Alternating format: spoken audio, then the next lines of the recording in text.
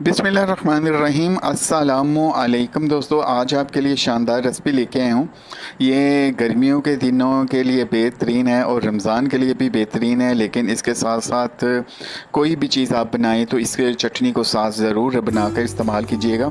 तो इससे आप इन दिनों घर में बहुत ज़्यादा गोश्त वगैरह इस्तेमाल हो रहा है। जितना चाहे गोश्त खाएँ, लेकिन साथ ये चटनी बना लें तो इंशाल्लाह आपका पेट नहीं ख़राब होगा, आपके पेट में दर्द नहीं होगी, बदहज़मी नहीं होगी और गोश्त भी अच्छी तरह हाज़म हो जाएगा। चलें स्टार्ट करते हैं। सबसे पहले लिए मैंने एक बर्तन में मैंने तकरीबन एक गट्ठी धनिया ली है। इसको मैंने बारीक बारीक काट कर साफ़ करके वो इसमें मैंने डाल दिया। फिर आधी गट्ठी मैंने पुदीना लिया है, उसको मैंने अच्छी तरह साफ़ करके बारीक बारीक काट कर डाल दिया। फिर 5 से 6 चम्मच यानी टेबल स्पून लहसुन को मैंने बारीक बारीक काटा है। काटने के बाद क्योंकि इसको मैंने ड्राई करना है, जब आपने ड्राई करना तो लहसुन बारीक बारीक काटा जाए तो इससे जल्दी ड्राई हो जाता है। और इन चीज़ों को फैलाने के बाद इसको मैं रख दूँगा धूप में 2 से ढाई दिन के लिए। माशाल्लाह 2 से ढाई दिन के बाद यानी ऊपर मैंने कपड़ा डालकर इसको मैंने ड्राई कर लिया है। तो माशाल्लाह देखें ये मेरा लहसुन भी ड्राई हो चुका है और पुदीना और धनिया भी, क्योंकि इन दिनों बहुत ज़्यादा टेम्परेचर है तो ये 1-2 दिन में ही माशाल्लाह अच्छी तरह ड्राई हो चुका है।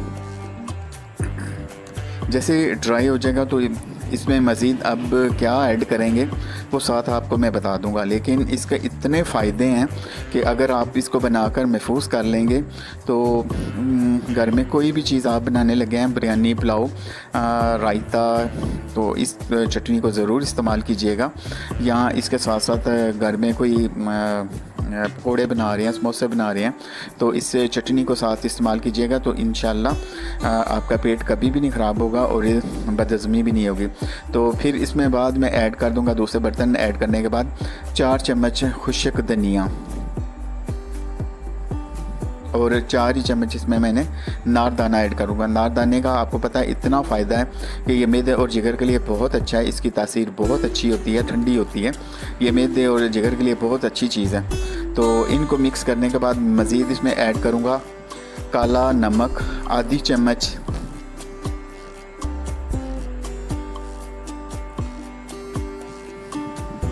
इसको मज़ीद आज़मेदार बनाने के लिए इसमें ऐड करूँगा आधी चम्मच ही सफ़ेद ज़ीरा।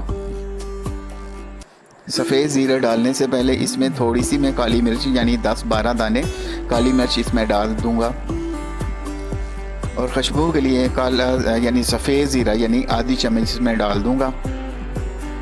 और मज़ीद इसको खुशबू देने के लिए छोटी इलायची का इतना फ़ायदा है कि अगर आप इन दिनों इस्तेमाल करेंगे तो आपको प्यास नहीं लगेगी, बार बार पानी पीने की ज़रूरत नहीं पड़ेगी। तो लेकिन इसकी खुशबू भी होगी। छील कर वो भी इसमें डाल देते हैं। अब इनको मैं मज़ीद यानी मिक्स करके इनका पाउडर बना लेता हूँ।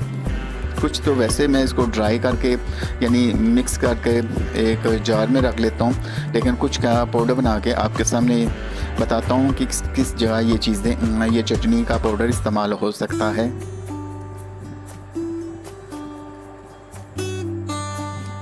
कुछ तो मैंने ड्राई का यानी पाउडर नहीं बनाया, लेकिन मुकम्मल ड्राई करके मैंने रख लिया है। बाद में इसका पाउडर बनाकर इस्तेमाल करूँगा। तो जो मैंने पाउडर बनाया है वो पहले डालूँगा मैं दही में, तकरीबन 1.5-2 चम्मच इसमें डाल दूँगा। 1 पाव के करीब दही मैंने लिया है इसमें और इसको अच्छी तरह मिक्स करके 5 से 10 मिनट के रख दूँगा। तो आपकी रेडीमेड बिल्कुल चटनी तैयार है। आप रमज़ान को में भी इसको ज़रूर ट्राई कीजिएगा।